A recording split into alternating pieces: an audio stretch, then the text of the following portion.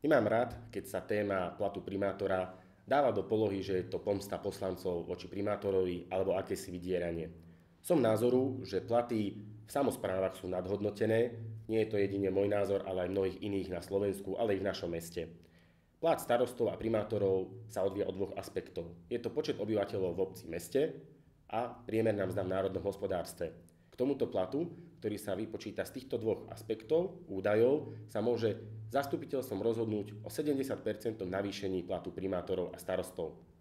V meste Detva posledné 4 roky mal primátor mesta Detva, Ján Šufliarsky, posledné roky navýšenie až 60% z možných 70%. Tento návrh predkladal bývalý viceprimátor, zástupca primátora, viceprimátor Ján Šiandor. Ja som názoru, že ak sa hádame častokrát v zastupiteľstve o pár eurových investíciách a nemáme problém dať až 15 000 eur ročne na navýšenie platu primátora, je správne, aby ten plat primátora bol základný.